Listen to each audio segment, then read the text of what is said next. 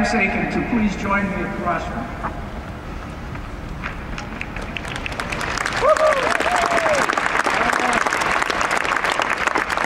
It is indeed an honor to have Bruce Aiken with us today. Northern Arizona University recognizes his highest attainment of educational and professional achievements by bestowing upon him an honorary doctoral degree. Bruce Aiken is one of today's leading painters of the Grand Canyon and the American Southwest. Bruce Aiken was born in New York City and classically trained at the School of Visual Arts. But as a young man, he left New York City looking for a broader landscape, which he found in Arizona and he found in the Grand Canyon. He began serving with the National Park Service in 1973 and remained there until 2006, where he lived at Roaring Springs, some 5.5 miles below the North Rim.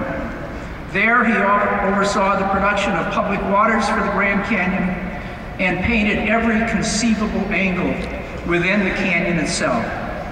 And Bruce and his wife Mary and raised 3 children in the canyon's depths while he pursued this dual career as an artist and a National Park Service employee. Bruce channeled his considerable energy into a lifelong study of the canyon, the Colorado Plateau, and the American Southwest. It has been said that every artist paints his own autobiography. In the case of Bruce Aiken, the story of his soul is clearly discerned from his prolific output of nearly 400 paintings, drawings, pastels, and other forms of creative media. His work has been collected around the world in corporate and private collections with special commissions from such prestigious clients as NASA and the White House. His extraordinary life and career have also been documented by such media outlets as the History Channel, the Disney Channel, ABC Good Morning, CBS 48 Hours, People Magazine, and the National Geographic Magazine. Bruce Aiken, in recognition of your distinguished career and an acknowledgement of your many contributions to education and the community, I hereby confer upon you the degree Doctor of Humane Letters, including all of the privileges, prerogatives, and responsibilities pertaining to that degree. Congratulations.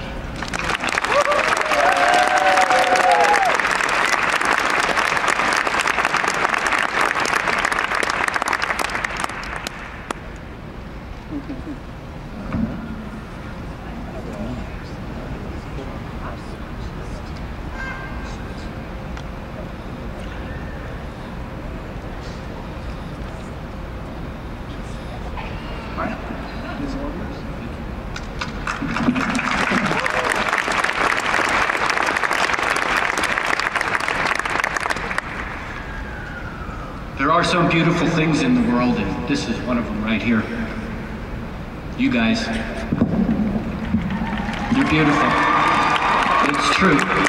I can see it. I saw it when you were all marching in, and I still see it now. Congratulations, by the way. So, how large is your vision, and what does the horizon look like to you? Where do you want to go? What do you want to see? And what does an opportunity look like? And how will you recognize the ones that are correct for you? The time has now come for you to answer this question. For me personally, any artist worth his mettle has learned to live outside the comfort zone and to go out to the edge and dwell there. To actually go where your imagination takes you. Think about that.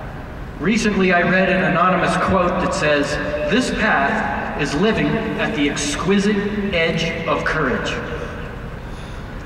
So go forward now with eyes wide open as you move through the world and pay attention. So come with me now, if you will, on a mind's eye journey. Looking north from here, I see the San Francisco peaks, verdant, plush, and pointed. Beautiful. If you rise over the rocky summit of Humphreys Peak, you see the inner basin, filled with aspen groves, spruce, and fir. The descending north slope of the mountain gives way to the rolling and pinon pine-covered slopes, sweeping away to the great Navajo Nation. The soil turns from a soft brown to a deep orange before your eyes, as the naked bones of the Arizona landscape begin to reveal themselves. The vegetation disappears into the grays, purples, and pinks of the painted desert. Looking to the west,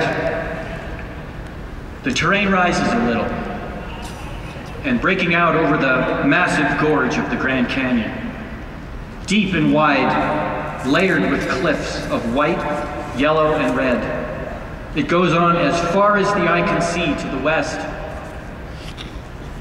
Turn again to the north, and the horizon rises a little to the Kaibab Plateau, also covered with dense forest and broken only by wide alpine meadows. The plateau drops off to the east and drops down across the wide House Rock Valley, its stark desert emptiness bounded on the west and the east by the towering Vermilion Cliffs and the more diminutive Echo Cliffs. The center of the valley cut sinuously by the Colorado River deep down in the crack of Marble Canyon. All this without leaving Coconino County.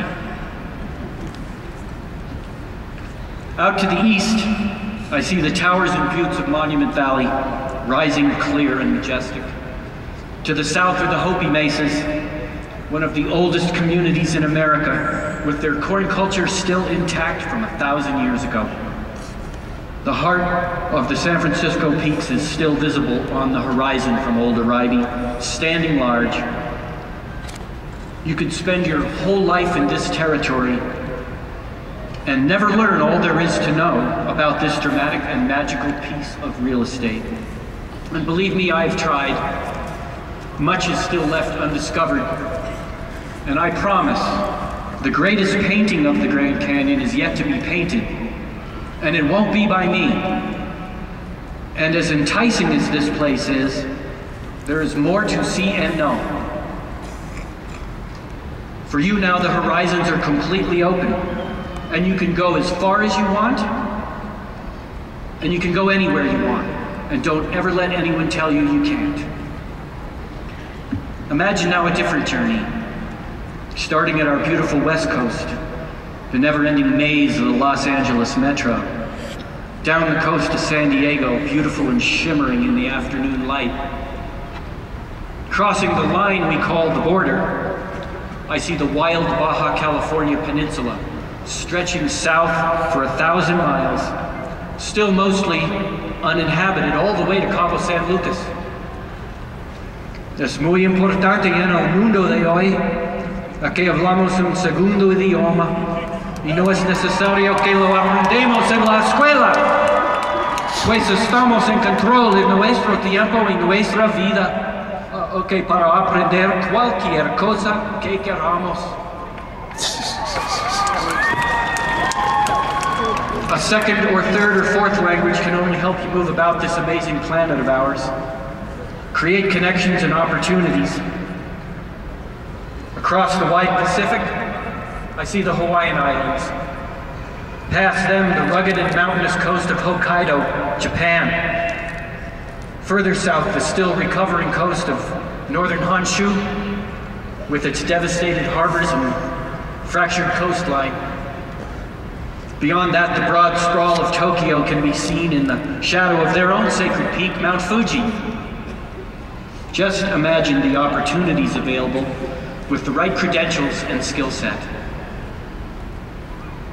Moving down that coast, I see Hong Kong, Macau, and Shanghai, and eventually the coast of Vietnam, and down the Malay Peninsula to Kuala Lumpur, where the Petronas Towers live, the tallest twin buildings ever constructed on the face of the earth.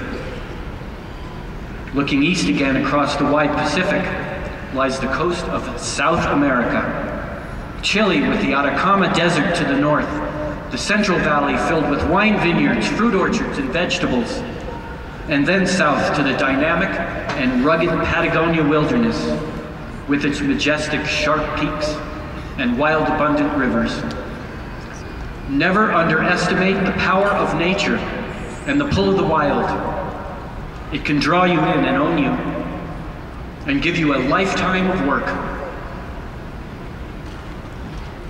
Crossing the spine of the Andes Mountains, I see Mount Aconcagua, the highest peak in the range, the Rio de la Plata and the historic cities of Buenos Aires and Montevideo, over the Brazilian frontier and out to the coast, where the booming cities of Sao Paulo and Rio de Janeiro lie clearly visible on the Tropic of Capricorn. But the Atlantic calls. I look eastward now to the west coast of Africa. Only 1,600 miles away, there is Ivory Coast, Liberia, Sierra Leone, and Senegal, with Dakar sitting out on its slender peninsula of land, the closest piece of Africa to the Americas. We look across the Sahara Desert, east to Algeria, Tunisia, Libya, beyond that Egypt and the Nile Delta, and old Alexandria. It was near here that in 1801 the Rosetta Stone was discovered. Aren't there still Rosetta Stones to be found? Further east is the Holy Land, across the Gaza Strip, Israel and the divided city of Jerusalem, north to the Golan Heights, and across Syria to the Turkish border. The Straits of the Bosporus and the Dardanelles lead to the Black Sea in Eastern Europe. Fly over Yugoslavia, Serbia, and the Adriatic Sea to the Italian peninsula and the gleaming city of Florence, where artists created masterpieces in the churches, the streets, the galleries, and on the bridges themselves, where the heartbeat of the Renaissance pulsed and glowed. Could you be part of a new Renaissance? Even right here in Flagstaff.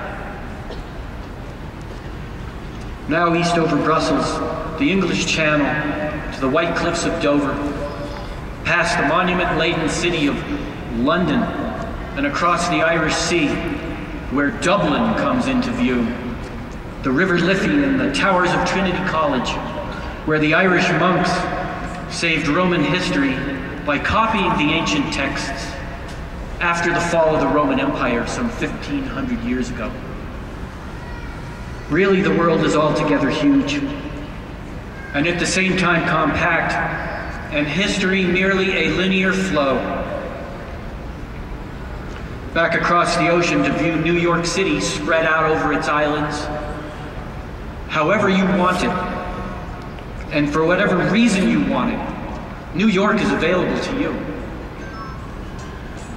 Winging west across America, from the Great Lakes to the Florida Keys, from Puget Sound to Galveston Bay, our country is a land of opportunity where innovation lives. You can be part of that too. So, what do you want? Where do you want to go? How large is your vision? And can you follow your bliss? Okay, Bob Dylan has said over and over and over to us, trust yourself. If you need somebody you can trust, trust yourself. And of course, William Shakespeare added, several hundred years before Bob Dylan, to thine own self be true. There you have it. Thank you.